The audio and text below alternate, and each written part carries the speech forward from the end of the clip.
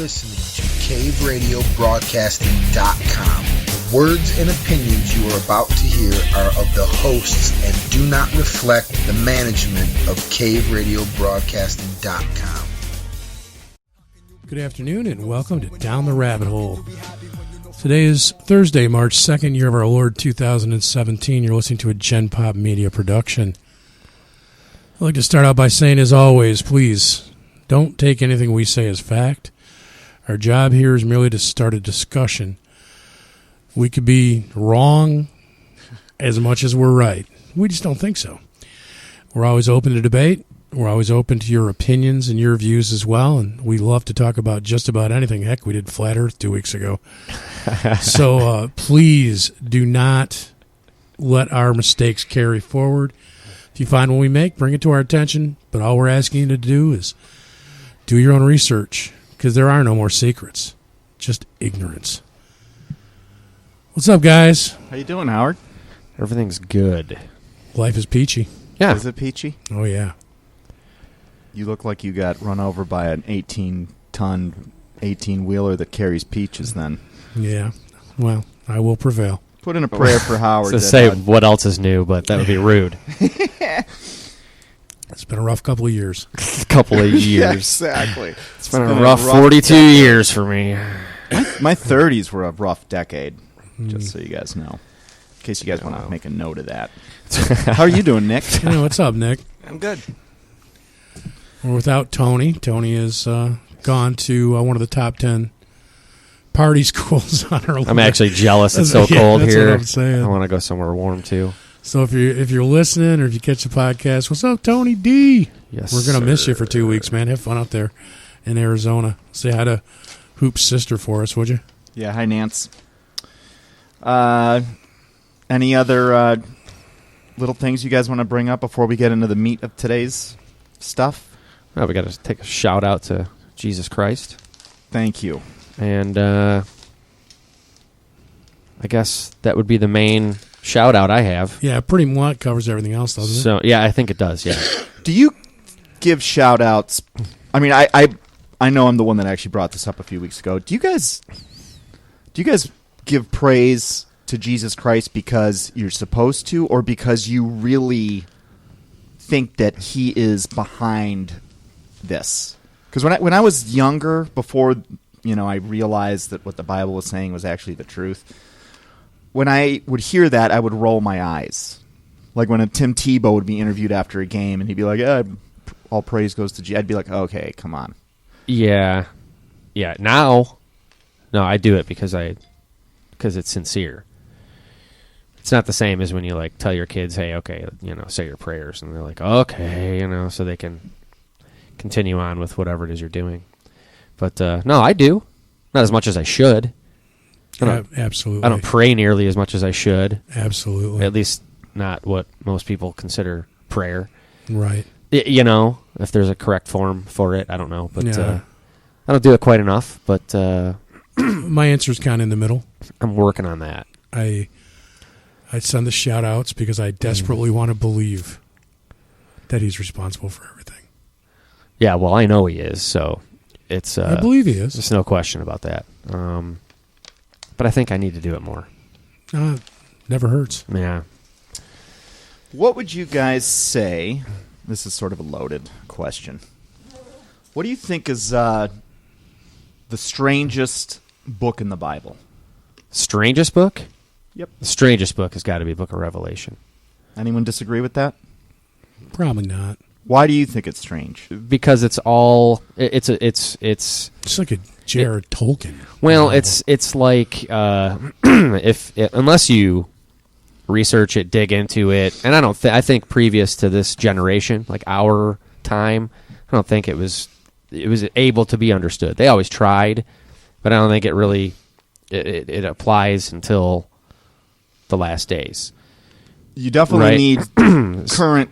What's kind of scary is it's been in the last 50 years where the technology needed to pull off some of those predictions has just now come into place. So if you were studying this book 100 years ago... Well, it reads like an acid trip. I mean, it's really... If you just were to just read it, because I don't know about you guys, but the first book that I read, I always went right to the book of Revelation because it's the book, right? But it never made any sense to me. It was always just How about more recently? Does it make more sense now? it makes more sense now with the help we're with watching with some of the things happen. well, that and with the help of people that have dug into this and made some connections that I probably wouldn't have been able to do on my own. And now it's making more and more sense. That's one thing I'm finding is, even before that moment when I suddenly realized, holy cow, this is a spiritual war we're talking about, I was still always fascinated by the book of Revelation. And even since then, I've probably now read it 20 times, and every time you go through it, you pick up a little something more. And we're going to be talking about part of it today. Before we jump into it, there was one thing I wanted to bring up. Sure. It was brought to my attention with Tony actually brought it up, and Kat and I were commenting on it. There's a book that Tony brought up called there's a series that's going to be on, I believe, CNN called Believer. And it's being hosted by an author, a supposed religious historian and scholar named Reza Aslan. And he's written some books. And as I was kind of, he's basically saying, and it's funny because it's like he's taking a page right out of your prediction, that when the aliens come down, they're going to be like, oh, no, you had it all right. No, you all had it a little right. Muhammad, he was a good guy. And Christ, he was a good guy. And Buddha, he had it right, And he wrote a book. One of the books he wrote that I took exception to is a book called Zealot. And what it is it is the supposed historical Jesus of Nazareth. He's trying to separate the actual living man, Jesus, from without biblical authentication. He's trying to remove the Gospels from the picture and paint a portrait of Jesus as a political leader. And, I read through, I didn't buy it, but I did read through the free amount that they give me on Amazon. And then I started to read some rebuttals to it, and it's actually kind of disturbing to me because I think what the guy's doing, the guy was born in Iran. His family fled Iran in the 80s, came to the United States, and they fled Iran because of Islam and the mullahs that were taking over the country in the late 70s and early 80s. And so pretty much when they got here, religion became taboo. And so he's like, it almost had to be, we were anti-religious because of the persecution we received, and we had to flee our homeland and everything. And then in high school, he found Jesus. And so he became a fervent and ardent Christian. And so he started spreading the gospel. He was doing everything. He was totally into it. He's like, when you come from, when we go through everything we went through in Islam, you find Christ. It's like someone turned on the light in the darkness, man. He's like, I was totally into it. I totally bought it. And so he was so much into it that when he went to college, he went into religious studies. And this is where it takes kind of a left turn. Because according to him, he was bothered by the historical inaccuracies of the portrayal of Jesus of Nazareth versus the biblical portrayal of Jesus Christ. He asserts that they're two separate people. And he was so troubled by this that he found Christianity to be a flawed religion and went back to Islam. Yeah, well. And then has been an authority on the subject ever since, working. And now he has this new series, Believer. What's his name again? Reza Aslan. Well, Satan high five to Reza. Yeah. Way to go, buddy. And basically what this book is basically saying, you got to take Jesus in context. And he's basically, the whole book is him in a very nice and unassuming way, almost apologetically, shitting on the Bible. And how it's, you can't take that, they don't mean that as fact. They don't mean that literally. Well. And he, in the very beginning of it, immediately, very underhandedly undermines the resurrection. Of course he does. And it's also not surprising this is featured on CNN. And it's, by the way, it's a New York Times bestseller. Of course it is. And it's just like, wow. Those are all signs right there. Yeah, that's One of the reasons you can't trust any cable station. I mean, it doesn't matter if it's CNN or TBN, all of them. First of all, the way they used to make documentaries is regular people would just submit something that they felt was their work, and then the station, the broadcaster, they decide whether they want to air it or not. And nothing much, yet believe me, anything that has real meat and potatoes is going to rarely pop up on TV. It may, and it has, but it will be lost in a sea of other things that will, in a sense, counter it. Then they started doing something a little differently, which is they don't ask for documentaries made. They hire now the documentary filmmaker. So they can control the whole thing. So there are several documentary filmmakers that work for the History Channel. Right. And they will make whatever, if they want to keep their job, they will make whatever documentary they want to make. And one thing I've noticed, any documentaries that touch on theology, Christendom, the Catholic religion, whether it's biblical or non-biblical, there's a lot of ologies. We're going to be talking eschatology today, which is end time study, but there are a bunch of other studies. The people they present, the expert that's interviewed during a documentary, College of Edinburgh professor, it is obvious that person has no true belief in the Bible. They're aware of the words in there, and whether it is out of their own ignorance or whether it is purposeful, as if maybe like they're secretly, they're some degreed Mason of some sort, and because you can present things in a pejorative way to make them, to discredit them any prosecuting attorney knows how to do that. You can, and I'm not saying questions like, when did you stop beating your wife? Because there's no way to answer that. But you can say little things like, and the way you say it, you might say, well, modern day Christians will claim or they will believe that XYZ, but the record shows something else. And most of these guys, now that I've actually gone in and read this, and it's not like you read it and get it, I'll be studying this thing forever. I mean, and you'll never get to all the mysteries in here. It is obvious that a lot of the people that are portrayed as the experts on some of these shows, and maybe this is in the category of our buddy Risa, really, they're actually just a deception mechanism. Whether it's an accident or purposeful, I don't know, but they're not. Too often I see that these types of folks are... Yeah, he's doing, he's doing exactly what's going on right now, where, he's saying, well, I converted back to Islam because, that makes more sense to me. And, real Islam, it's not about, it's not about killing people and jihad. It's about prayer and worship and blah, blah, blah. And it's just like... Is there any way... And ritual and where's the salvation? Is there any way that once someone really finds God in their heart, not on their lips, is there any way... In fact, Nick, you were talking about this on the way up here. It's like, once he's got you, you're his. If he really has you, is there any way you could convert back to Islam?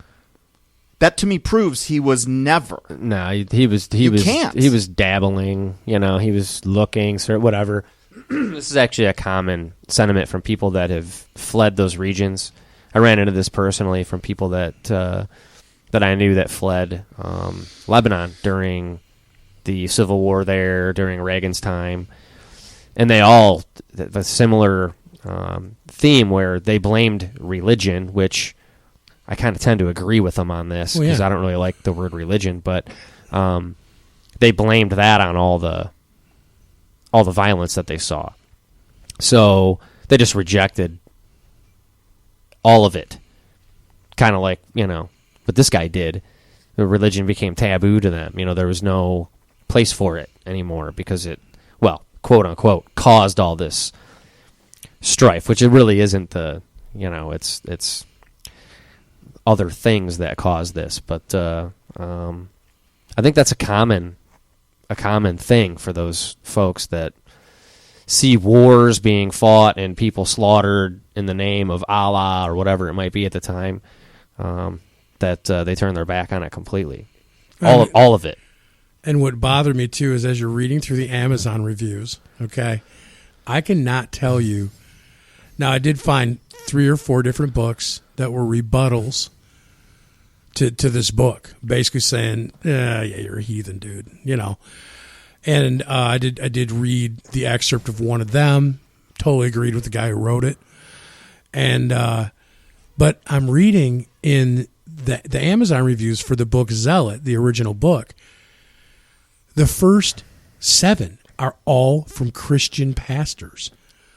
Oh, this is a really good book. Gives us a different look into Jesus Christ and, Jesus of Nazareth and this and this and that. Well, and those guys aren't pastors. And if you take it from and basically the consensus was, if you look at it basically just as a historical scholarly work and don't take issue with the religious connotations, then this is a very well researched read. And well, the title. And you're talking about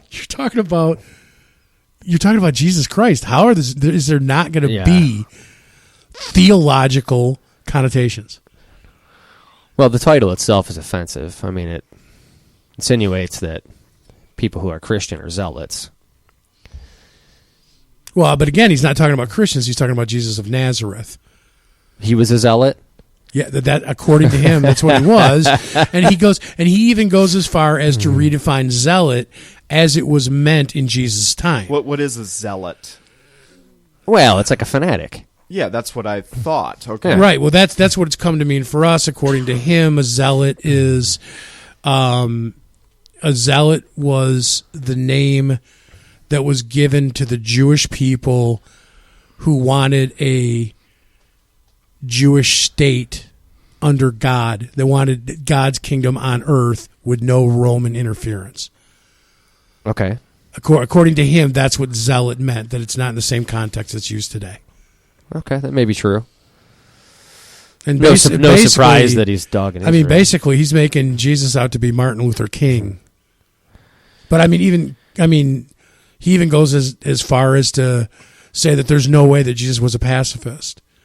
He brings up Bible quotes about grab your swords and all this stuff, and he's like, that they basically, he says that the New Testament was tamed down so that the Romans would allow it to be published, and that they had to smooth off a lot of rough edges. Well, I'm with him on the Jesus was not a pacifist. I never considered him a pacifist either. It sounds like he's got a lot of Gnostic Bible in him. And see, these things, I totally believe that the Gnostic findings, and a lot of that came out of the, not the Nag Hammadi, which is the Dead Sea Scrolls. What's the one that was 100 years before in 1800s? The name escapes me right now. But I actually think those were deceptions planted literally 1,500 years ago for us to find, like now, it will shed a lot of doubt on the original words, but they actually clash with the Bible. And look, if God can make 15 billion lines of DNA and he can predict the future, which he did, and it's the only book that has predicted the future with 0 mistakes and predicted, thousands of predictions. He can keep a book together. He can keep the Bible together. And it was just very recently, thanks to the Dead Sea Scrolls, that we were able to see the actual books, the scriptures, the actual scroll documents, as they were roughly I think they were dated back to 200 BC, give or take. And these were the exact same words we have today. Believe me, if there was a discrepancy in the Bible, you don't think that would be the number one documentary on every state. I mean, that would get airplay. But outside of this ethereal, the book's been corrupted, but no one can actually talk about it. Yes, there is some corruption. Some words have changed, as some people have taken liberty with how they translate some things. But, and I think you could also argue that the fact that, like, the Book of Enoch and Book of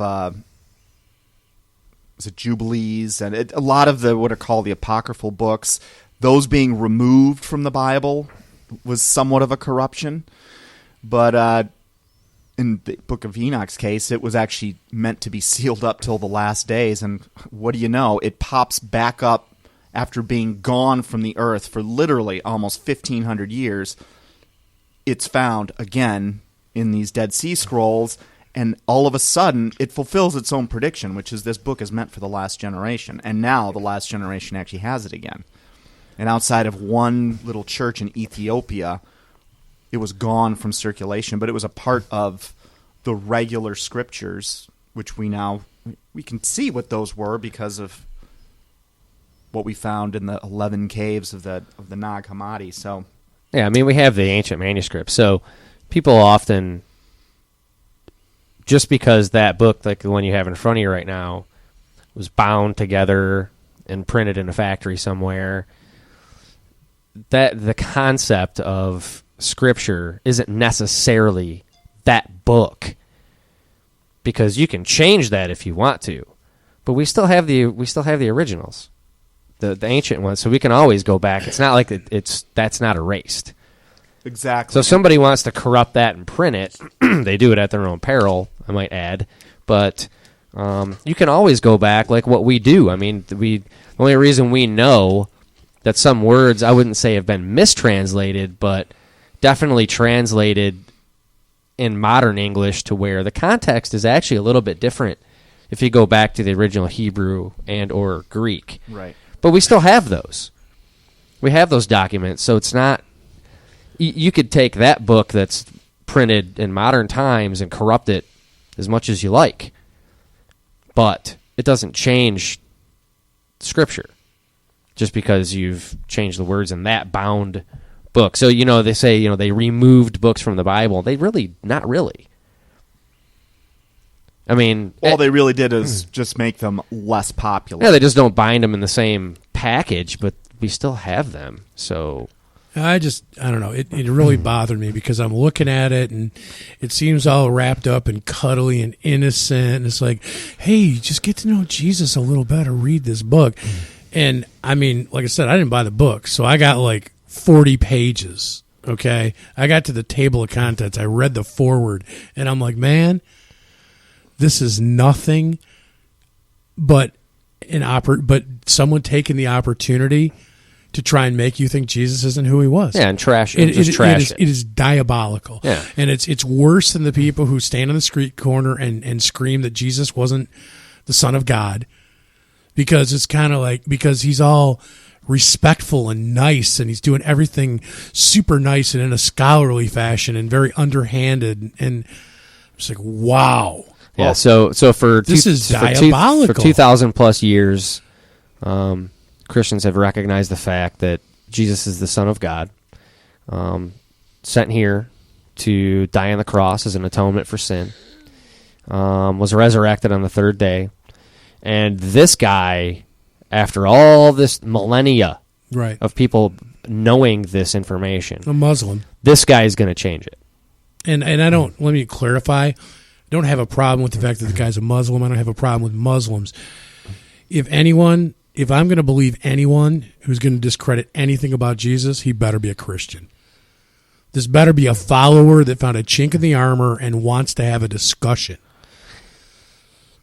That's different. Not someone who was born and raised in another religion, opposed to Christianity, converted to Christianity for 15 minutes until the old religion crept in and made him doubt Christianity, then converted back to the old Christianity to write a book on the head of the Christian church. This is a perfect segue. Because and I didn't mean to hijack the thing, but it was really bothering me. I want to get it off my chest. No, I think I saw a commercial for that it's called Believer or Believers. It's called Believer or Believers. I don't know. All right. I think it's Believer. He's on my radar. Well, if you think about it, we were already warned that in the last day, throughout all of history, but certainly in the last days, there would be false teachers. There would be wolves in sheep's clothing. And if I'm Satan, I am certainly going to get these guys put into religious positions. Because, I mean, that's what better. I mean, you're getting right off the main ones. So we were told they were going to be here. We're seeing them here. Flashback 2,000 years in the days of Jesus Christ. Again, at that time, the religious leaders, the Pharisees and Sadducees, Jesus Christ himself said, "You are of your father, the devil." Interesting kind of words. And he makes there's a big distinction, and a lot of people lose this in Jesus Christ. I also think it's one of the reasons he is not a pacifist. People think he came to unite the world. He did not. He said, "I came to divide. I came to divide families, divide the world." He wants to pit. It's almost like he wants to spark the passion inside of us so that we make a serious choice. Like, are we of him or are we of the dark side of it? You go back another few thousand years before that, in the book of Genesis. In fact, this is Genesis 3:15. It's the first prophecy in history, I think. It's the first prophecy in the Bible. God is talking right now to Satan, Adam, and Eve. And the book of Genesis is completely replayed and what's the word I'm looking? Tied off in the book of Revelation, which is the main area we're going to be in. But there are so many books that actually mirror the book of Revelation. Genesis is one of them. The book of Joshua is another one. And in all these books, there's like an archetype. And in the book of Genesis, Adam is the archetype of Jesus Christ. And what does Adam end up doing? Well, Eve gets tricked by the serpent, who we believe is Satan. It could be another demon of some sort, but he's of Satan's kingdom. And what did Adam do?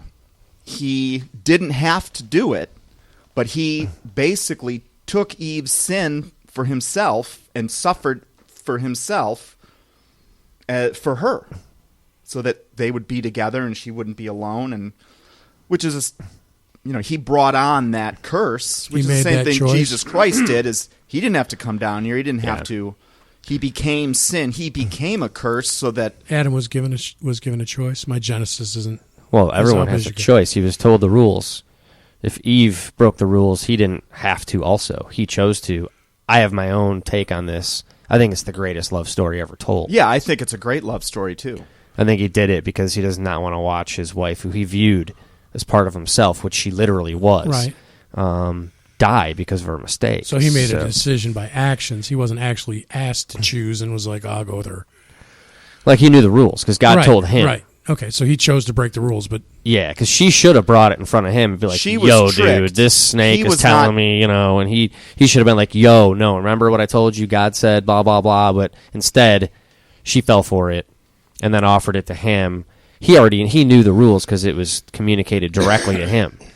This is what you do, don't do, et cetera, et cetera. And I tend to agree with what Dave's saying. Is I think he took it on himself to say, "Okay, you know what? I'm not going to let her do this alone." She was, he could have just been like, "Forget it. God, make me a new one." I'm going to trade her in for a new model. Possibly she wasn't the first woman here. I mean, you can. Yeah. Well, I don't want to get into that. That's a whole other thing. So anyway, at this particular point, then now we're in Genesis 3:15, and God's talking to all three of them. God's pissed off. And he says, "I will put enmity between you and the woman." He's talking to Satan. Now, the woman, it's important to know what yes, the woman in this case is Eve. But all throughout the Bible, a woman is also a church. It's an ecclesiastical grouping. It is a belief system in a sense. You could call it a religion, although I hate that word. It's going to be important when we get to the book of Revelation. So I will put enmity between you and the woman, so between Satan and this woman, hence a church. And the Bible is littered with the stories of individuals become the stories of nations played out later on. So you take Jacob, whose name gets changed to Israel, and by the time he enters Egypt with 70 people, and by the time he's leaving Egypt, they've got tens of thousands of people. And what were his 12 sons? 14 if you include Manasseh and Ephraim by adoption, who were Joseph's sons. All of these become clans, and they grow into tribes, and then they ultimately become, the different partitions of the nation of Israel as we know it today, which for most of history was actually two nations. It was Israel was in the north, Judah was in the south, and through dispersions and invasions by other armies, they get intermixed into all the world, as God said they would be. But he also said that in the last days, and not just a roundabout, he actually gives a mathematical breakdown. And it was literally, if you follow the math, it brings us to, it's something like May 5th of 1948, which is the exact day Israel became a nation. I don't know the exact day, but it was May of 48. Okay, so God's talking. He's telling Satan that essentially there's going to be a war between you and my people. And between your offspring and her offspring. So the book starts off right there. Satan's got offspring? Like, really? Come on, like DNA, genetic offspring?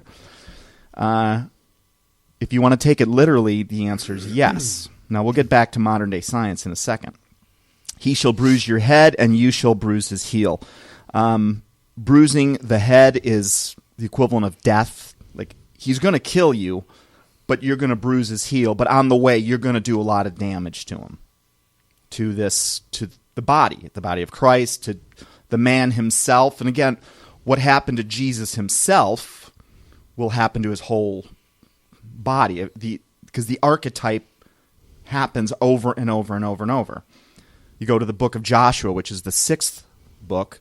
Joshua takes over from Moses. He leads the people into right on the edge of the promised land now. He starts off with Jericho. He sends in 2 spies. What do the spies end up doing when they get there? Anyone?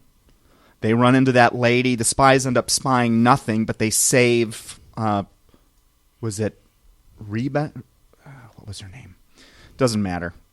He ends up saving this woman and her entire family, which, flash forward to the book of Revelation, the 2 witnesses, again, the 2 witnesses, same thing, and what do they end up doing? Right at the last second, they're going to save a ton of people. What's also interesting is archaeologically, if you look, the way Jericho was supposed to be taken down, which sounds completely unconventional, was they circled the city once a day for 6 days, and on the last day they circle it 7 times. And right after all these trumpets, they scream. And the plan was for all the walls to just collapse. So remember that the woman that gets saved by the 2 spies, she has a dwelling that is literally in the wall that surrounds Jericho. Okay? So archaeologists, in the last 100 years, they go back, they're digging all over the place, and they find the remnants of Jericho, and they see essentially these walls that have been disintegrated, except for one wall which was completely left whole.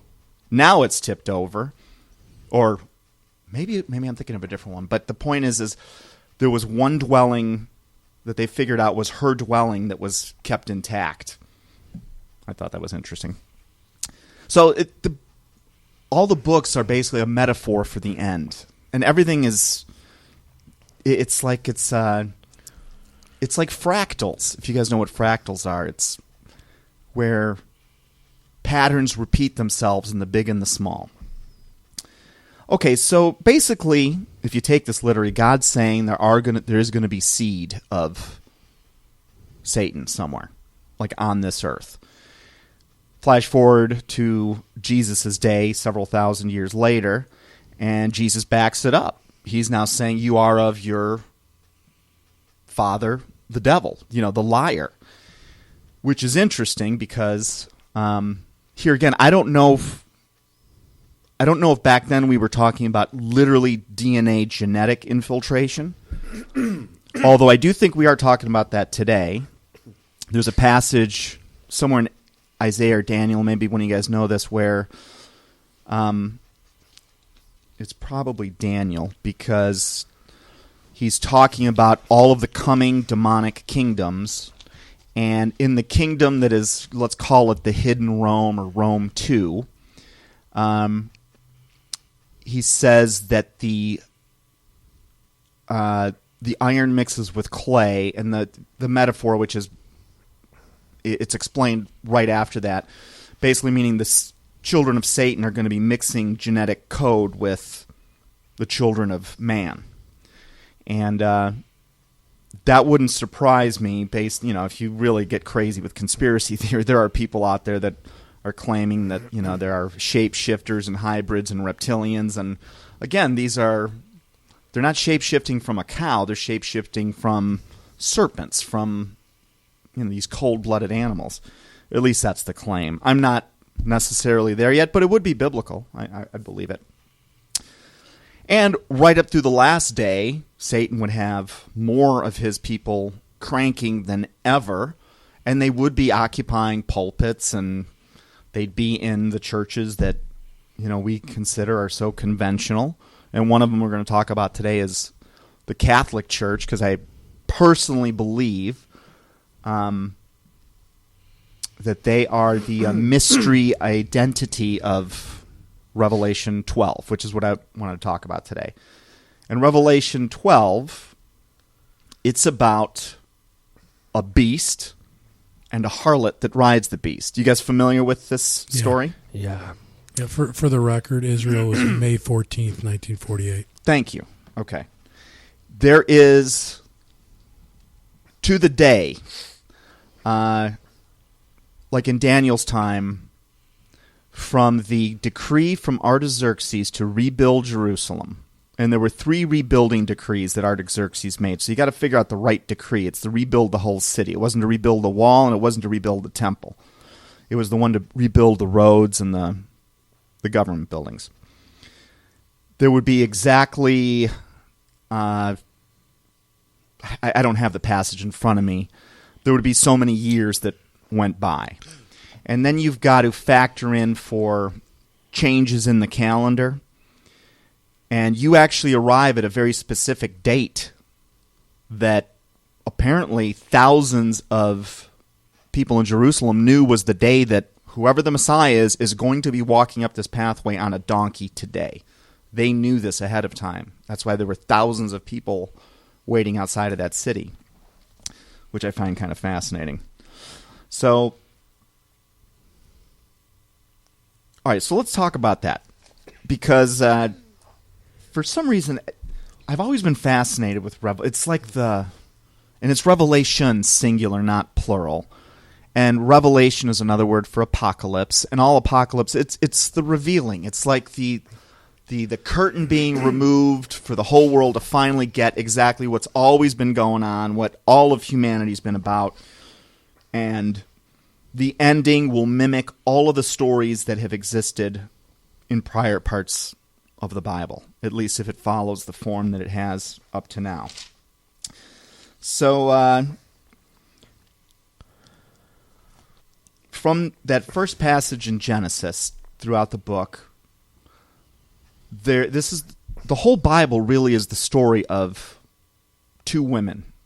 Now, whether you take that as an individual person or you take that as the offspring of Jesus and Satan, these 2 have always been duking it out. So Revelation 12 actually begins with the woman and the dragon. And you can look at that story as Mary getting the announcement she's going to be pregnant with, this Savior. You can also read it as the whole body of Christ at the time. But we're actually skipping to 17. Revelation 17, the great prostitute and the beast. Now, Revelation is a tough book because it is written in code. In fact, let's just read the first. Let me just read it down a little bit, and then we're going to go back through and break down what all this means. Revelation 17:1. Then one of the 7 angels who had the 7 bowls came and said to me, "Come, I will show you the judgment of the great prostitute who is seated on many waters, with whom the kings of the earth have committed sexual immorality, and with the wine of whose sexual immorality the dwellers on earth have become drunk." And he carried me away in the spirit into a wilderness, and I saw a woman sitting on a scarlet beast that was full of blasphemous names, and it had 7 heads and 10 horns. The woman was arrayed in purple and scarlet, and adorned with gold and jewels and pearls, holding in her hand a golden cup full of abominations and the impurities of her sexual immorality, and on her forehead was written a name of mystery. And it said, Babylon the Great, mother of prostitutes and of earth's abominations. And I saw the woman drunk with the blood of the saints, the blood of the martyrs of Jesus. When I saw her, I marveled. And the right word here is more like I was in awe, like the reaction you had on the morning of 9/11. It's not like it's, wow, this is great. It's like, oh my God, I can't believe what I'm seeing kind of thing. When I saw her, I marveled greatly. But the angel said to me, "Why do you marvel? I will tell you the mystery of the woman and of the beast with 7 heads and 10 horns that carries her. The beast that you saw was and is not, and is about to rise from the bottomless pit and go to destruction. And the dwellers on earth whose names have not been written in the book of life from the foundation of the world will marvel to see the beast, because it was and is not and is to come." Very cryptic. This calls for a mind with wisdom. The 7 heads are 7 mountains on which the woman is seated. They are also 7 kings, 5 of whom have fallen. One is, the other has not yet come. And when he does come, he must remain only a little while. As for the beast that was and is not, it is an 8th, but it belongs to the 7, and it goes down to destruction. And the 10 horns that you saw are 10 kings who have not received royal power, but they are to receive authority as kings for 1 hour together with the beast. These are of one mind, and they hand over their powers and authority to the beast. They will make war on the Lamb, and the Lamb will conquer them, for he is Lord of lords and King of kings, and those with him are called and chosen and faithful. I'll read a couple more lines, and then we'll start to break down. And the angel said to me, "The waters that you saw, where the prostitute is seated, are peoples and multitudes and nations and languages." So some of this is deciphering itself. "And the 10 horns that you saw, they and the beast will hate the prostitute. They will make her desolate and naked, and devour her flesh and burn her up with fire, for God has put it into their hearts to carry out his purpose by being of one mind and handing over their royal power to the beast, until the words of God are fulfilled. And the woman that you saw is the great city that has dominion over the kings of the earth." Okay, does that make sense to you guys? Well, it does to me, but we're going to have to break this down. Okay. I have an idea. I'm just curious, what are your ideas right now? What do you think, Howard? Go. I think it's the Vatican. I think they're talking about Vatican City. Well, this is just, I'm sure you're prepared to break this down further, but Mystery Babylon is, some people equate it to the United States. Mm-hmm. Some people equate it to the entire West, which would be considered Rome too. Yeah. And the prostitute that rides the beast would be the Catholic Church. Because keep in mind, when you ride a beast, you got the reins. I mean, it's like when you ride a horse, right? You're actually steering this thing around. And that's my take on it. Yeah, where this starts to get confused, and I think that's why you literally need the Holy Spirit to decipher all of this. You can't figure out this book just with pen and paper. There's a key that is needed to fill in the last few dots that make all the difference. But depending on where you are, you'll often hear of it's the story of two. It's Babylon versus Jerusalem. It's God versus Jesus versus Satan. It is it's broken down as a spiritual organization, a national organization. It can be written about as a city. It can also be talked about individually. So working backwards, this book of Revelation is written by the Apostle John. John knew Jesus in the flesh back in the day. Like, they were friends. So in 95 AD, he's now on Patmos Island. He's in a work camp of some sort under Roman rule. And in 95 AD, what was the great city that had dominion over the kings of the earth? Well, it'd been Rome. Rome. It was Rome. I'm leaning more to Rome. However, I do think New York City is included in here. And one of the reasons is a few lines later in Revelation 18, the words are, "Fallen, fallen is Babylon the Great." The word fallen is used twice, and it's used twice constantly. When God is talking about his holiness, it's holy, holy, holy is the Lord. Jesus, God, Holy Spirit. That's the Trinity. This implies to me that two places are going to fall written in the same story. And it doesn't matter how you translate it to yourself. I've got a feeling it's going to end up making sense either way you slice it. Kind of like the word Nephilim. It doesn't matter if you believe Nephilim stands for giants or whether it stands for fallen. It works either way you slice it. Okay. So it sounds like whoever this is, the city in John's day is Rome, and this beast, this strange thing, is going to be working out of Rome, this harlot, whatever this harlot is. So harlot's a prostitute.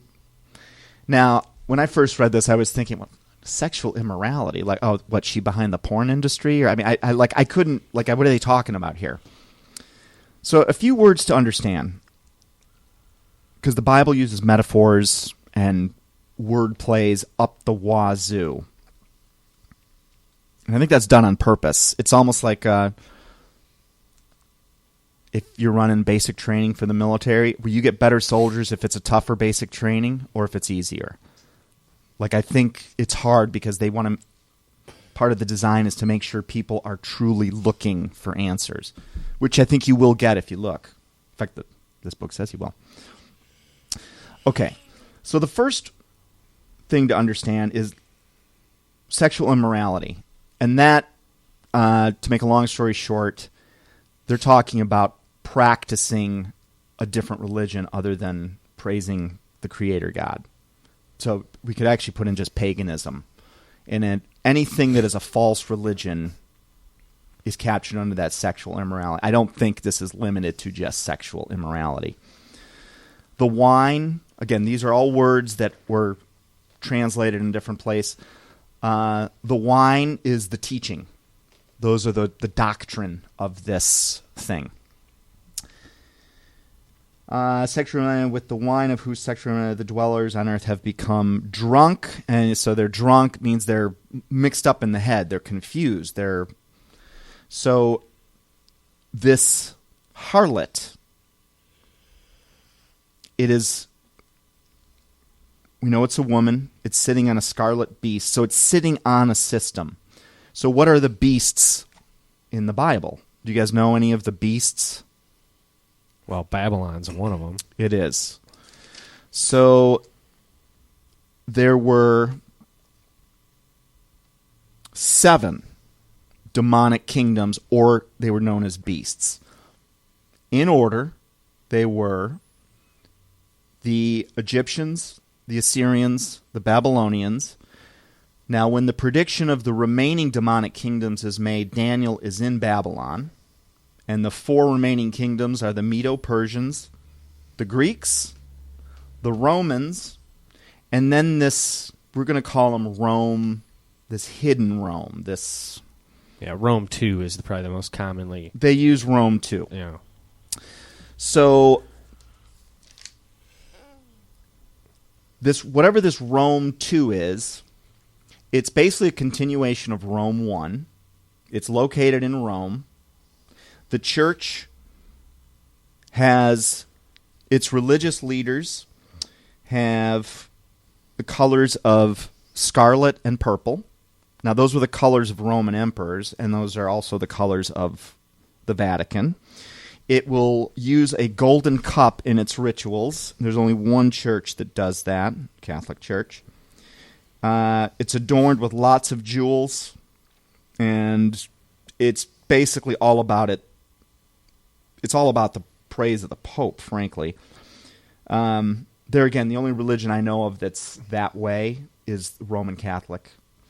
It's going to be the mother of men, and where is that? The great mother of prostitutes and of earth's abominations, implying that it's going to spin off lots of sub-religions, all of them false, Protestant, Lutheran, Baptist, I suspect is what we're talking about here, which really it covers now the whole planet. There's not a country that I know of that doesn't have its presence inside its borders somehow, some way. Many waters. That is another way of the Bible. That's another way of saying that we're talking about people of all nations and languages. A beast is a system or government. A head is a kingdom, and horns are kings.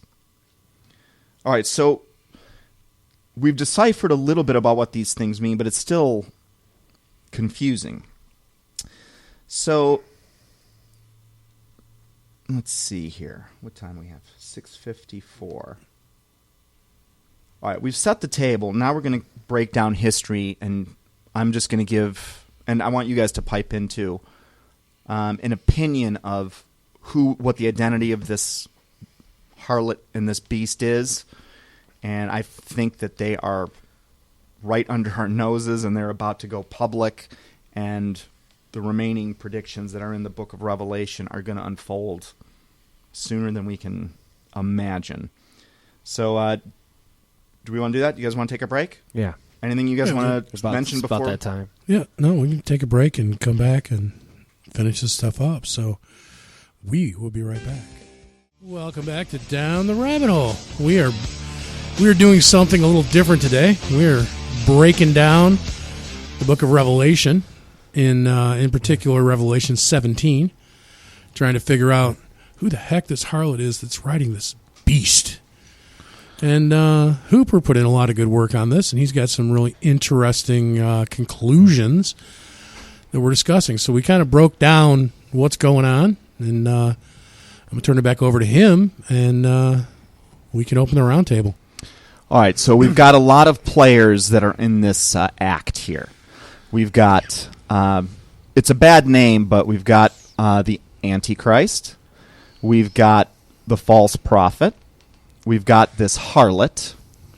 And we've got the beast.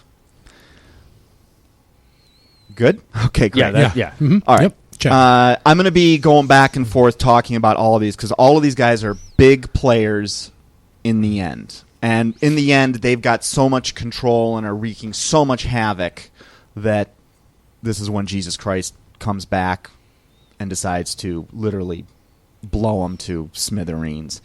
So, it's interesting that one of the names of the Antichrist is the son of perdition. You guys familiar with that? I am Yeah. familiar. Who else was called the son of perdition? There was one other person. Like in Multiple choice? in the Bible. Yeah. Oh, I will fail the test. Me too. That sticks out. Just that one. Judas. Oh, should have known. So, interesting to note that anyone that is doing... The word Antichrist is bad because we spell it A-N-T-I, Christ, Antichrist, like if Christ is white, then the Antichrist is black, which is wrong. We should get that out of our mind. It is Antichrist, A-N-T-E. It's like in the place of Christ. It's like the counterfeit Christ. He's before, like when I give a speech before the United Nations, for instance, I'm not doing it before they got there. I'm doing it in front of them. Gotcha. All right. So whenever we've got someone that is falsifying Christ or working against him or working to betray him, the two times that this happens, one, it already happened. Again, everything is a precursor for what will happen later. Someone in Jesus Christ's inner circle, someone of Jesus Christ, was his betrayer. And in the end, it will also, I think, be the exact same way. It'll be someone posing as of Jesus Christ that will be the betrayer. So it's interesting that the son of perdition was used two times to describe the Antichrist. And the Antichrist has many, many names. The lawless one. You can. I think there's 30 some odd different monikers, all describing different aspects of the personality of. Now, this is an individual person who I believe is alive today. In fact, a lot of deep theologians have, and I heard it again this week, that there has been an Antichrist waiting in the wings for a very, very long time, always ready to go. Because the Antichrist doesn't go into motion until essentially the rapture happens, depending on how you look at it. And that date is unknown, I think, even to Satan himself, so that he cannot plan to pull some fast one. But I'm sure he's got press releases ready to go, in a sense, when it does happen. So, son of perdition posed as one of Christ's own. Probably do it again. So whoever this is, they're not going to be coming in saying Jesus Christ is evil. They're going to be coming in saying this is Jesus Christ. You jump to another part of Revelation, you got the four horses. And if anyone saw that Coke commercial during the Super Bowl, No, but you mentioned it. And just you can YouTube Coca-Cola Super Bowl commercial. I actually saw it before the Super Bowl too. It has 4 Coke bottles on it. You don't think much of it unless you're tuned into this stuff, but it's got a white bottle, a pale green bottle, You're kidding me. a black. Do me a favor, just go Coke Four Horsemen. Broadcast. I mean, the Super Bowl is all a demonic display of we are coming out. In fact, even the Pope spoke for 2 minutes before the Super Bowl. Never mentioned Jesus Christ at all. He did mention about unifying the world as one. Proponent of one world government. So let's pick this story up right around the time Jesus Christ gets crucified. Now, there's something that goes on with blood, which we talked about before. Blood is, we have sayings like life is in the blood. We know some things scientifically that you cannot receive a blood donation from someone who's been dead even 10 seconds. Now, think about that. Why? What has changed? Perhaps it's the soul is in the blood. When Abel died at Cain's hands, Abel's blood screamed out from him. And there was a curse on the earth from that moment until Jesus' blood dripped on the earth. And I think because he went through with that sacrificial death the way that it was, which again was predicted. No, that's not even it. There's a way better one than that. There it is, upper left-hand corner. By the way, and they're in the same order that they're written in the book of Revelation. You'll also notice those colors happen to make up every single flag of a Muslim country. of countries that are against Israel. Just saying. So it's interesting because the 4 horsemen of the apocalypse, the first one is a white horse, okay? And when Jesus comes back, he's coming on a white horse. So but he's not the first horseman of the apocalypse. Right. Now, whether those are demons or angels, not sure, but either way, they're going to be behind. When I say demon and angel, they're really the same entity, but a demon is a fallen angel and an angel is still maybe. For me, that's what when I say angel and demon, that's my distinction for this conversation. So the white horse, and I don't want to get into the 4 horsemen right now, but the white horse, I think, is going to be a counterfeit. Like, we're literally going to see the world is going to believe Jesus Christ has arrived, but it is not Jesus Christ. It is going to be the counterfeit. He will be coming later, but there's a reason that it's a white horse like it is in the end. So it's 33 AD. Jesus is dead. Satan needs a new plan because his plan of tempting Jesus on that mountain for 40 days, 40 nights did not work. Satan offered him the whole world. It was Satan's to offer him back then. Several hundred years prior to that, Daniel said that Satan will be behind this empire, which had not even appeared on the scene yet, the Romans. In fact, the Greeks hadn't even appeared yet, and they would later appear. So Satan does not accomplish this through the temptation of Jesus. So essentially, Satan's mission fails. Jesus' mission is a success, because from the beginning of Genesis, it written all through there is the fact that the Messiah is going to come and he's going to be killed. He's going to be executed, which is exactly what happened. That was his mission. Had he not gone through with it, then he would have failed his mission. Okay, so Rome's now in power, and who do the Romans praise? Well, they're praising all the same gods that the Greeks praised. And who were the Greeks praising? All the same gods that the Babylonians praised. All of this religious system originates in Babylon. Now, there were 2 Egyptians and Assyrians that were around before, in a sense, Nimrod, who was the son of Cush, who was the son of Ham.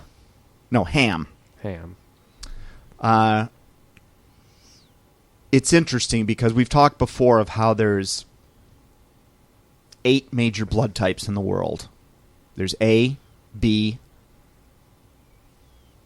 O. There's A, B, AB, and O. And each one of those has a negative or a positive. Right. AB negative, AB. You guys with me? Inside of those blood types, there's an RH factor. There's something missing from people that have an RH factor. And, I think a little bit in jest. Some people say, it's DNA from aliens. I personally think it is DNA from the same type of DNA that they were talking about in Genesis 1. How that actually got into the system, I don't know, but the Bible said it did. I can't imagine how an angel has sex with a human woman, but I've seen the skeletons that are 30 feet tall. It's too many of them. These are not hoaxes.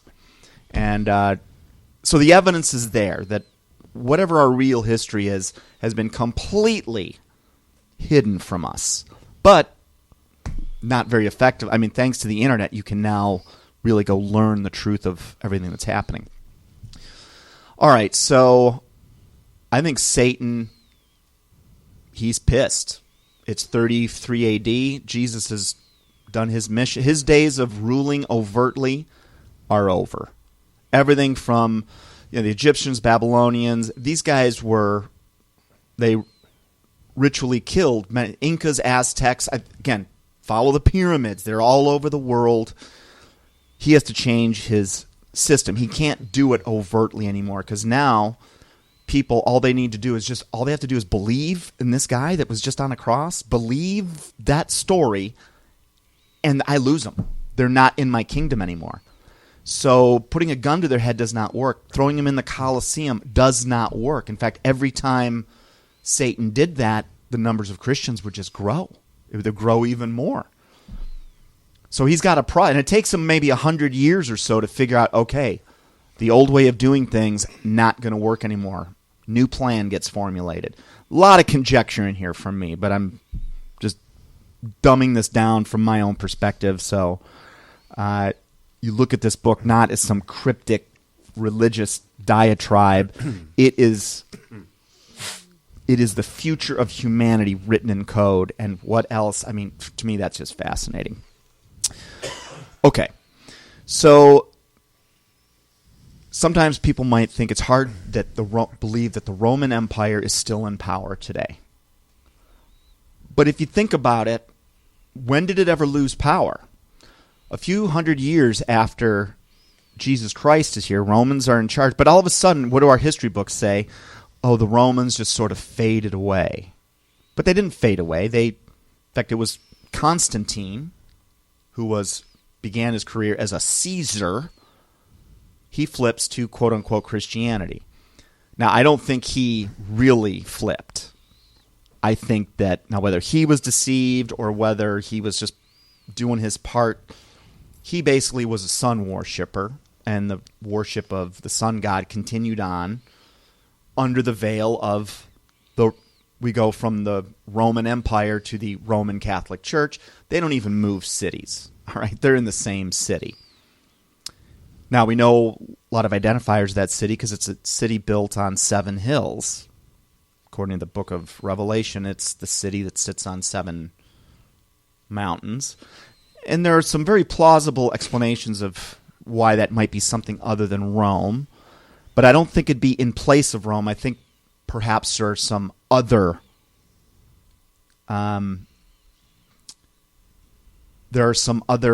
possibilities that would fit in addition to Rome. I can't personally see anything other than Rome at this particular moment. So the Roman Empire really was always here. They kept the same colors in the Vatican. The leaders of the Roman Empire became the leaders of the Vatican. This goes on into current day. What were the Romans known for? When they would conquer a people, they wouldn't plunder and destroy it. They'd assimilate it. Right? I mean, that's how the Romans did their thing. Oh, you want to become part of our system, our economic system? We'll add a road to your town. And they kept, in fact, a lot of the people they took over became conscripts in the Roman military. And if you think about it today, even up to our most recent wars, I mean, we're at war with what? Germany and Japan 60 years ago. My dad fought in that war. It was written in our history books that they were the aggressors. And what did we go and absolutely conquer and wipe them out? No, we assimilated them. We brought our banks into their places. We gave them wealth, and we now assimilated them into, the G8 or whatever you want to break it down, NATO, the UN. They become part of. It's almost like the Roman Empire is still growing to this day. So, a few other interesting tidbits, because the book of Revelation talks about. We're all familiar with the number 666. Yeah. Mm-hmm. Now, it's the number of a system. It's the number of a system. And it's the number of a man, of a person. So it should be able to apply to 2 different things that will be under the same roof. Now, I find it interesting. This doesn't prove anything. Roman Empire, we're all familiar with Roman numerals? Yes. Mm-hmm. Now, if you guys ever what are the Roman numerals? I, V, X, L, C, D. M. M is 1,000. You take the first 6 numerals of the Roman numbering system. You've got D is 500, C is 100, L is 50, X is 10, V is 5, and I is 1. You know what that equals? 666. That could be the number of a beast, and considering the fact that Rome's still in charge, maybe that's a hint for us. Something else that's interesting. When the Catholic Church supposedly started by Peter, yes? Well, Okay. Okay, exactly. Okay. Now, if you're a Catholic, you're going to sit there and go, yes. Yeah. All right. Now, if you go look at Acts 10:28, there's a passage in there where Peter basically says, no, you do not kneel down to me. You don't worship me. Okay? So from a Catholic's perspective, that would be an ideal of what the church is founded on. However, flash forward to not soon after that in history, what do we do to popes? We kneel down before them. We kiss their rings. And when you get consecrated, you actually make an oath of allegiance not to Jesus, not to heaven, not to God, but to the Pope. Well, you got to also look at the Pope's official title. Well, this is, okay, the Vicar of Christ. Yeah, and what does this mean?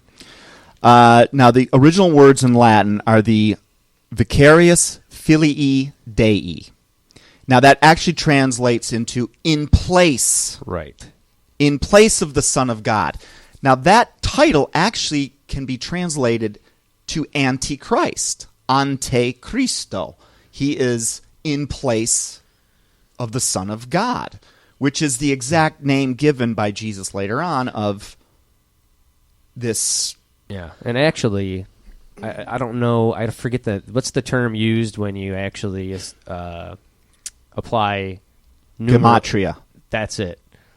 That also equals it does 666. Now, if you do the title, the Latin title of the Pope, Gematria, we just went through 6 Roman numerals that all have number values as well. Now, those same numerals are also used in words as letters. But if you apply Gematria, which was huge when it came to Hebrew languages, in fact, the Gematria is where some of the most unbelievable secrets and nuggets exist in the Bible. Just very quick, I'm not going to get sidetracked with it, but it's... I got Acts for you. It's actually Acts 10, verses 25 and 26. Okay. And it says, Peter entered the house. Cornelius met him and fell at his feet in reverence. But Peter made him get up. Stand up, he said. I am only a man myself. Thank you. All right. So it's funny that a church that is founded by a man would, his successor, i.e. all these popes, would instead present themselves to the world as being perfect, being infallible, being, the conduit between God and basically the replacement of Jesus Christ, which he specifically said, now that I've come here, don't call anyone else teacher, don't call anyone father, and certainly don't fall for the trick of listening to my replacement over me.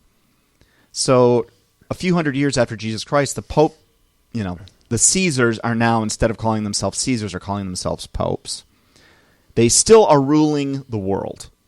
They are still in control of everything. And over the next, it's not like they picked up and moved to a new city. They literally just went down the street. It was in the same city. They didn't even bother to move.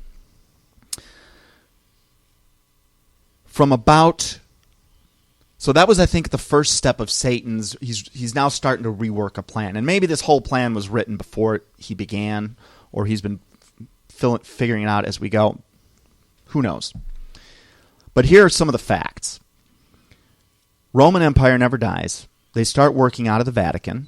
All the same crimes of Rome, follow incest, follow pedophilia, follow murder, ritual sacrifices, the drinking of blood that's been going on in all of these demonic kingdoms. And it still goes on today, but now it's hidden. It's not out in public. You've got to actually go listen to the testimonies, thank you, Internet, of hundreds of people that claim that they have been to the catacombs under the Vatican. They literally have sex with children there. It's no accident that of the 91,000 priests, they found 1 in 10 of them have been found guilty of child molestation. Yeah, they're still under investigation to this day, and cases are mounting and counting. This whole religion, according to the Book of Revelation, would be a haunt of devils and of every demonic spirit. And I think tons of them are, they're in. That's why so many priests are homosexuals. So many, they're just, it is literally anti-God in so many ways. And for them to be posing as from God is, I don't know how he has not nuked this whole planet already. So, something else that's also interesting connected to the blood. I have not verified this, but apparently they've run DNA tests on the Shroud of Turin. Yeah, I've seen this. Do you know that there was no Y chromosome found? Yeah. Which I think is unbelievable. Now, a lot of people that were agnostic and studying the Shroud ended up converting based just on that, implying that one of the the father essentially was not human. Like this was the God, implying that this man was part God. Now that is going to be counterfeited in the last days, because that's what Satan is a counterfeiter, and he is going to present someone, which we refer to lovingly as the Antichrist, and the vast majority of the world is going to believe that he is the Son of God. And I do personally believe that it's not going to be that Muhammad is going to win, because even if aliens show up and things get crazy, you're not going to get lifelong Christian Catholics to all of a sudden start praising Muhammad. I just don't see that happening. What I could see happening is the old Hegelian dialectic, which everyone's sitting here on earth wondering, well, which one's right? Is the Christians right? Are the Hebrews right? Is the Islam right? And none of them really will be right. But they'll all be right a little bit. And it would be easy for some light show in the sky to announce to earth that, well, you guys had it sort of right. Jesus was a good guy, so was Buddha, so was the Mahdi. But, they were just prophets all in a long line of succession. And here we go. Here is the actual Son of God today. So I do think that white horse counterfeit of the four horsemen, which is the first white horse, that implies to me that this manifestation of what I personally believe are these little green men we see, that there's something up there for sure. I don't think they're guys from another planet. I think these are the demons from the Bible, just like God said that they've got DNA extraction programs going on everywhere. Those cows that get mutilated in a field, they were holding embryos of something living with human DNA in them. It's something they're being killed and something's being pulled out. I personally think there's literally an army of meat suits that are going to be inhabited by demons. That's what we're going to be facing, not some dude from Zeta Reticuli or something ridiculous like that. So, the white horse is the first horse. That is the counterfeit Jesus, and I personally think the counterfeit Jesus is going to be coming from quote-unquote the aliens, from the whatever they're going to say. I have no idea, but it's going to be along the lines of, we put you here, we made you, we've sent you some of our best people, our enlightened ones, our ascended masters, or whatever their terminology is going to be. And pretty much everyone's going to believe it. And the way we're set up now, with the amount of people that are in New Age, amount of people that are talking to dead relatives, this is all going to make such perfect sense when these guys come and give us the old story from the Garden of Eden. You can live forever. You can know what God knows. And we're going to fall for it. The vast majority of us. The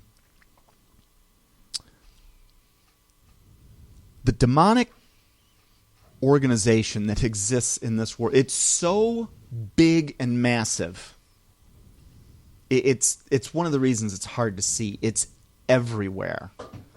And it's not like all these people are walking around like they're in on it, like they're waiting for Satan to show up. People don't wake up wanting to do evil. They can be tricked into it, and it's usually by thinking they're doing something good. Transhumanists think they're helping humanity. We're going to help people live to 180 years old. We can, you got your brain fragged in Iraq? We will put a little chip in there, and we'll provide something that'll think for you. We'll give you arms, and will make you a bionic man. You know, I could see doctors and geneticists saying, hey, this is a good thing. You know, we want to help this. But it's always under the veil of good where most of the evil is done. And it's not like the Illuminati is the end-all, be-all. It's not like the Vatican is Satan's one-trick pony.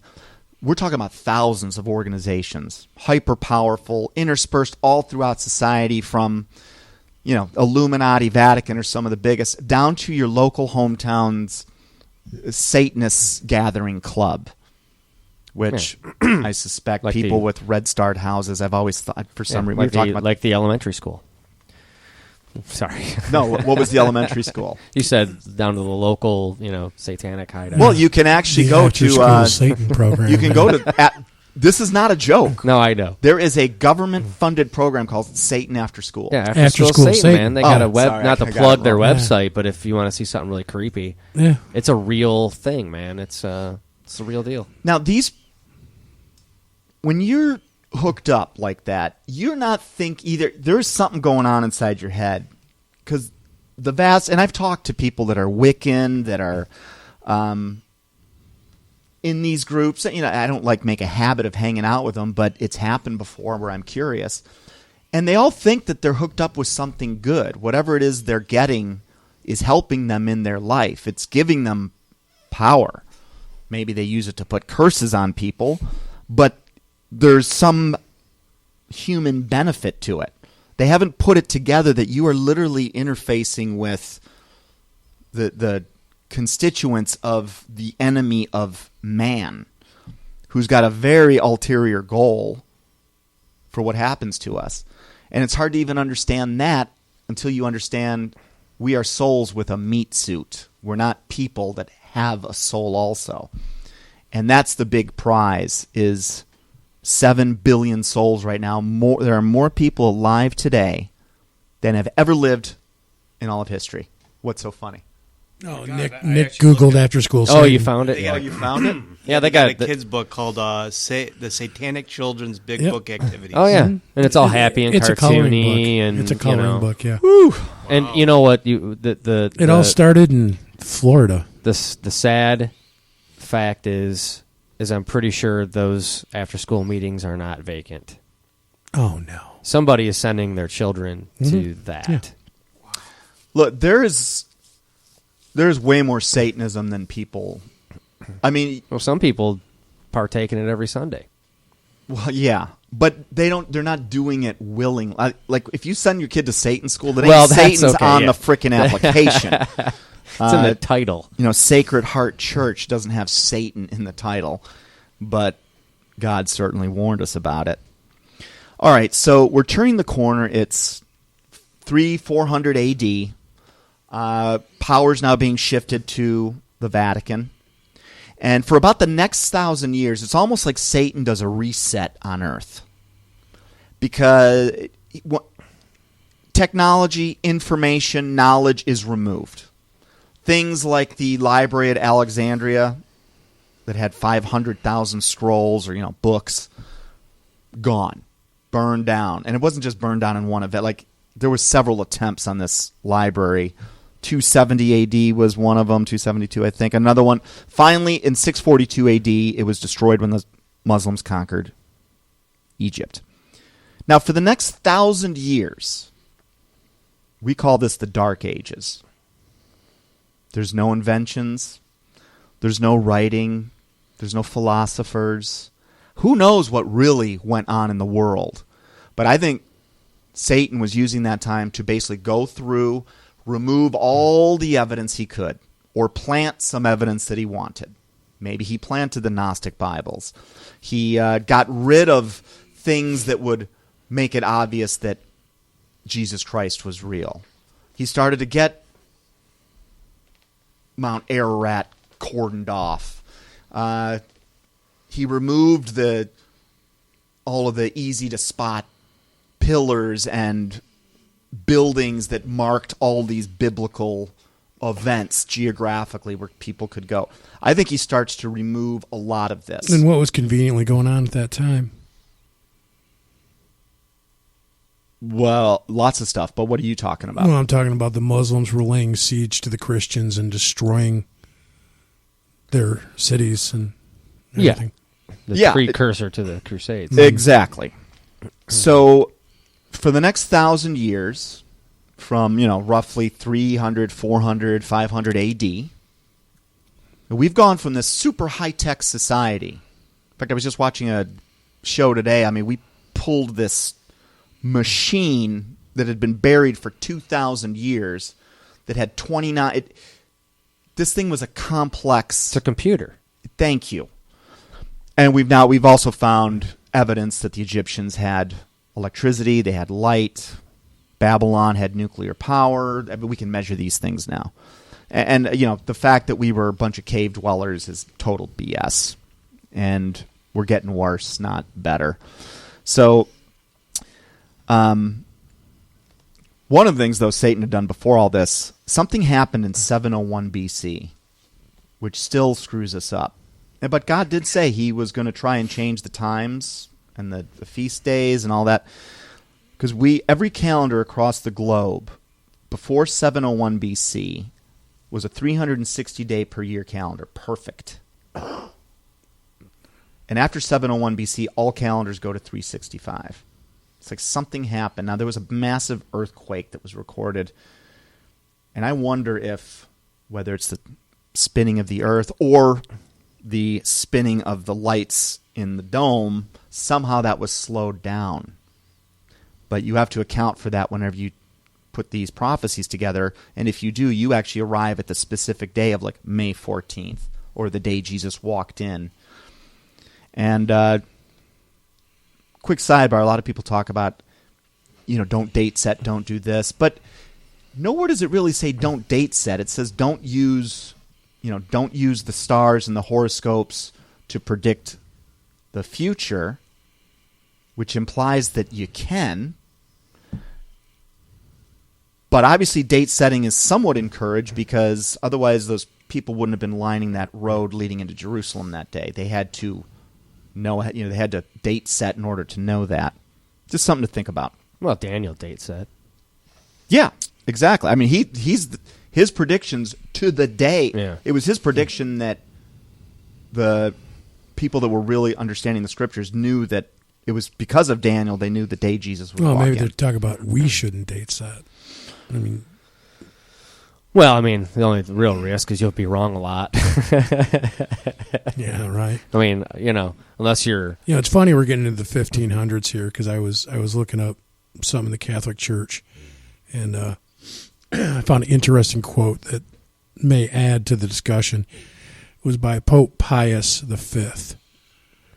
And he, ironically, was the Pope starting in 1566.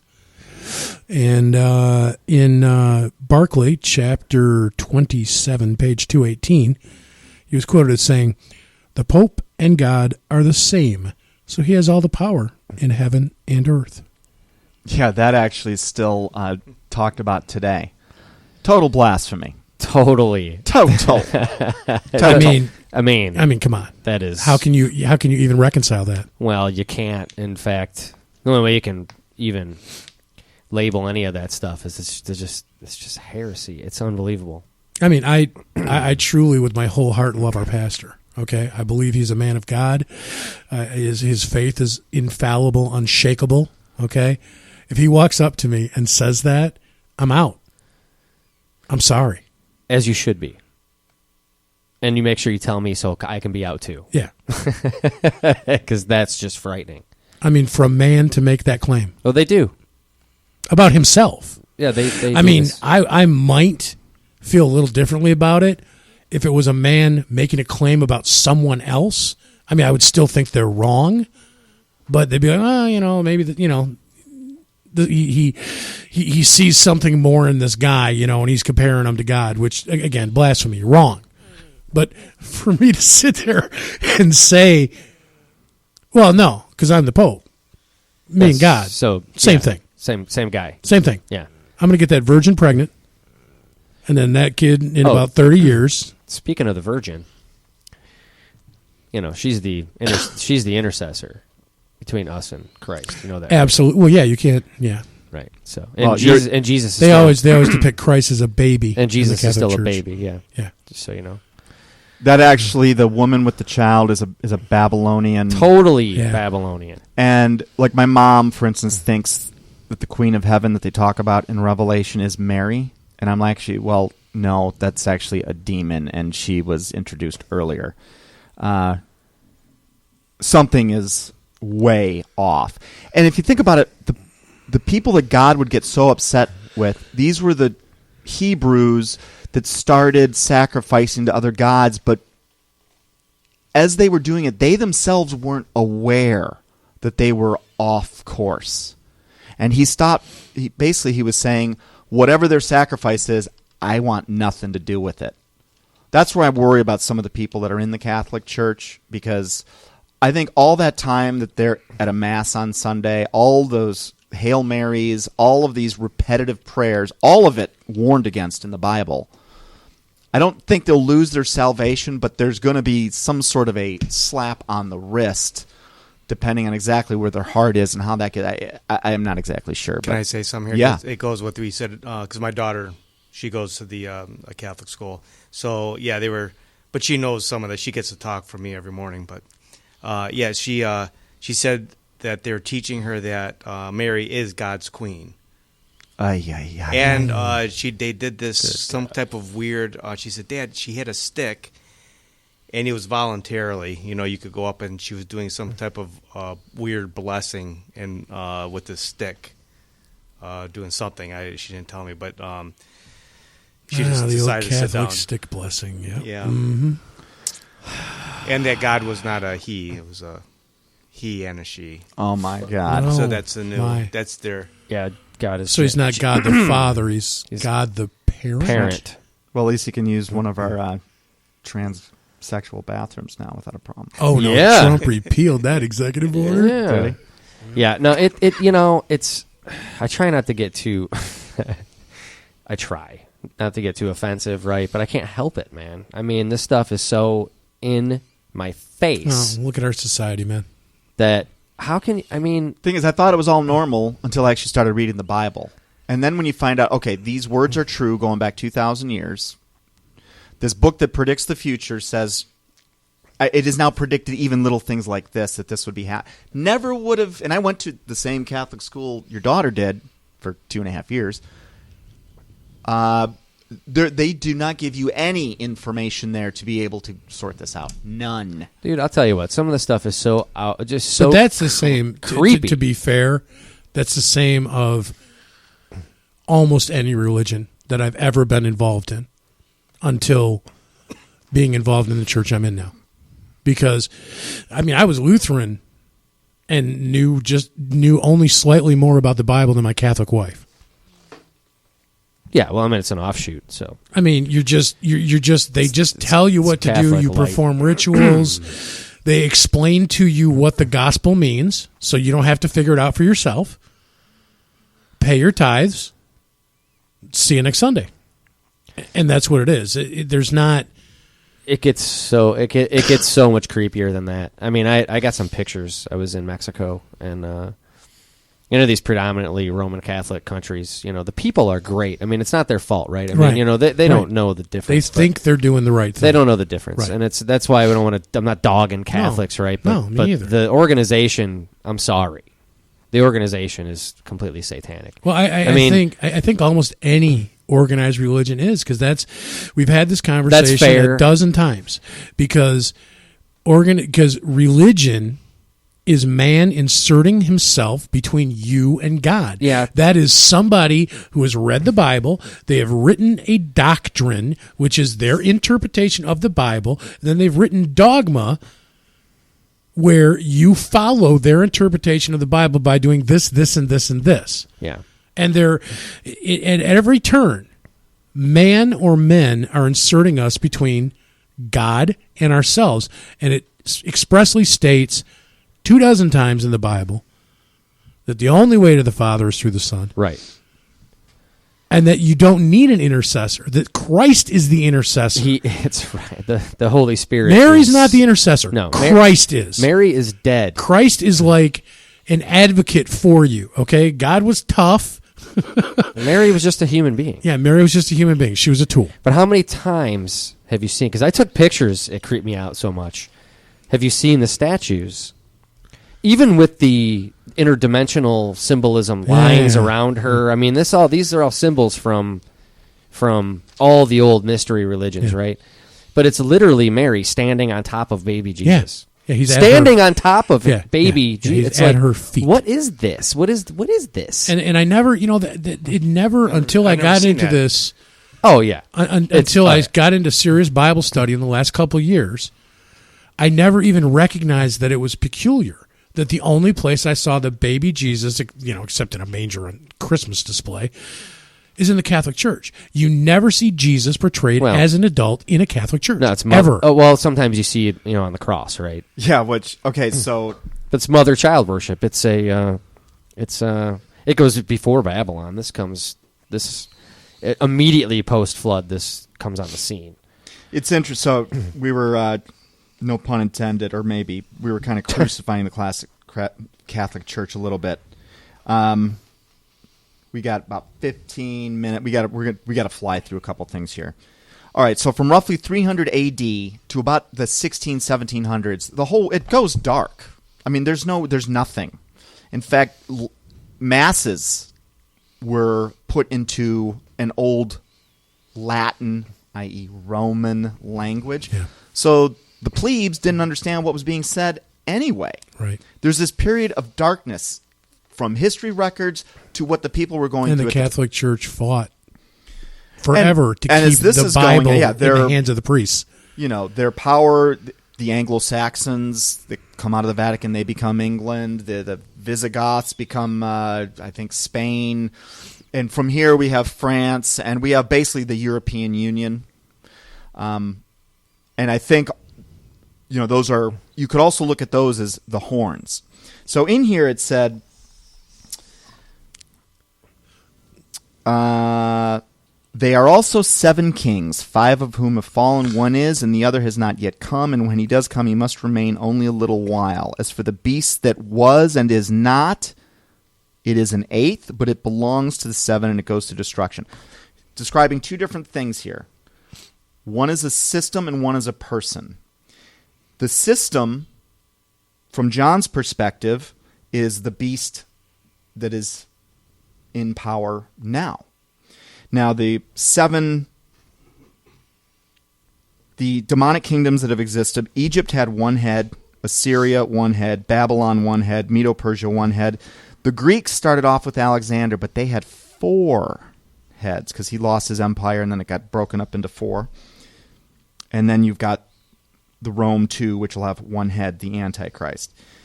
That is one way to look at 10 kings over 7 kingdoms.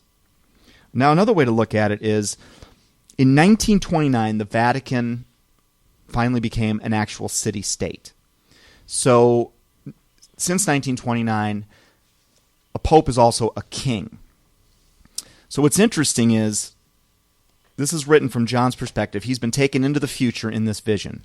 And he's looking at 2 things he's commenting on. He's like, the system, he says, is going to, it's here now, but it's going to disappear, but then it's going to reappear. And a lot of people take that being how Rome goes hidden for 2,000 years, and then it's going to come out and get public right at the end, which I think is kind of happening. Now, the king... The leader of the harlot, the head of the church, also had a very similar description, except there's a greater number of them. There are now 8, not 7. And now he's looking at someone that is the leader, I think, of the Catholic Church, a pope. And it says that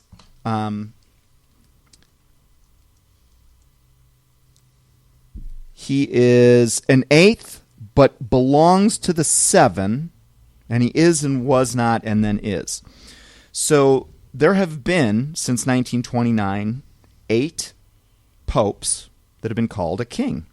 Pius the 11th, Pius the 12th, John the 23rd, Paul the 6th, John Paul the 1st, only lived 33 days or something ridiculous like that.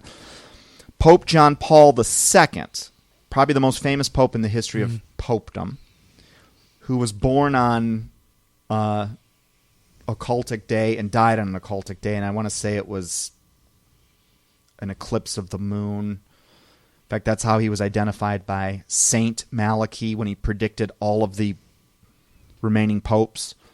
And this is where Saint Malachi's prediction of the popes, which was made in about 1100 AD, give or take, and the book of Revelation, actually, they just sync so perfectly, because the last pope in Malachi's prediction is known as Peter the Roman. Like, this guy he's the death of the world.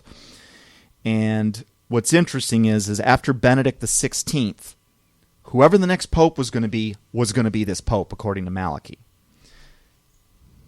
I think Satan, knowing that and inside the Vatican, the cardinals, bishops, they know they want to actually break this prophecy because they're seeing it unfold, and they're like, the end of the world is coming after Pope Benedict. It's one of the reasons they claim that Pope John Paul II was shot trying to kill him early to change the destiny, I guess.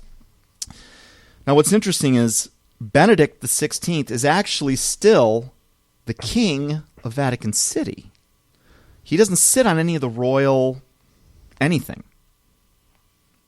Francis, you'll notice, he doesn't wear the crown. He doesn't sit on the royal throne. And it was, don't confuse this with Saint Malachi. There was a priest inside, high-level priest inside the Vatican named Malachi Martin that exposed a lot about the Fatima secrets and basically he said that the Vatican is absolutely gone. It is now in the hands of Lucifer. And there was another priest, Father John Ashcroft. I want to say it was John. Ashcroft is definitely the last name. Jack Ashcroft, who just a little while ago was doing an interview. He's inside the Vatican also. He's like, this is a fake pope. Watch out. And he also said, and Satan has taken over the Vatican. Literally said those words. Now, all these people aren't in on it. Just because you're a Vatican priest doesn't mean you're in on it any more than, look, I think our government was taken over by evil forces. Doesn't mean we're in on it. The Vatican's a massive organization. By and large, I think people there are good. So, it's interesting that the one pope that was born and died on these occultic days, demonic days, let's just call it, is also the exact same pope that's world famous, even to this day, and is also the only pope that I know of that has a video camera on his coffin 24/7. Now, wouldn't it be cool? Because we know how to clone people. And remember, Satan gives life to the image of the beast. I think of a dead clone meat suit all of a sudden gets inhabited by one of Satan's demons. That gives this thing life. And how crazy would it be? My mom would believe it. If Pope John Paul, crazy stuff's going on, and he comes back to life. Millions would. He's been resurrected. They'd be like, whatever Pope John Paul says from then on, like word of God. Yeah. I've been in heaven. These aliens that's them. Oh, hey, Gandhi, what's up, buddy? Here's all our old buddies from... Yeah, we're all together up there. Everyone will fall for it. Another way to look at it is... we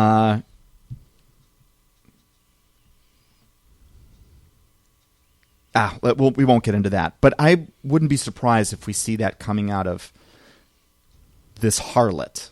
And it's just interesting that that's how many... kings we've got, which means either Francis is or the next guy is it. Yeah, one thing I know for sure is that Francis is not legit. Well, no, because the other guy's still alive. That's yeah, right. And the fact that the Catholic Church stood for that, there's like, he's going to retire. Okay, hey, new age. Here's some other things we know about the harlot. Watch out! Kind of hefty when they're trying to cover this up harlot stuff. Is going to be responsible for the death of more saints and martyrs than anybody. There is no institution or country that's ever existed in the world that comes even close to the Catholic Church, estimated at 50 to 100 million people killed. And that was primarily Christians or Jews. Again, Jesus' people. Yeah. Through secret societies, Rome goes hidden while putting its agents at high levels of government, religion, science, entertainment, military. The fact that the Vatican has the Lucifer telescope, I think, is also interesting. And Very. Pope Francis made a comment that if aliens do show up, we can baptize them.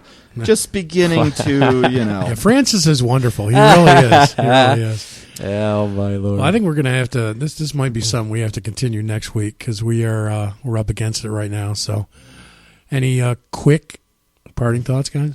That's it, man. If you're a Catholic, you are forced to break just about every of the 10 commandments right off the bat. We'll end on this. He says, no gods before me, yet we're praising saints, St. Nicholas, Mary, you name it. These are the same gods carried over from Rome. No heavenly images or idols, yet we've got photographs of baby Jesus, and they put Jesus on a cross. Like, really? So if that... Like I say, if your son died in a bloody car accident, are you going to carry around a bloody photo? Is that going to be the remembrance you want? They're mocking us. Keep holy the Sabbath. They moved that to Sunday Mass, not Saturday. Thou shalt not murder. They're the kingers of murder. And no father. You're not supposed to have a father, yet what is the vicar of Christ? He is the Antichrist. Interesting stuff.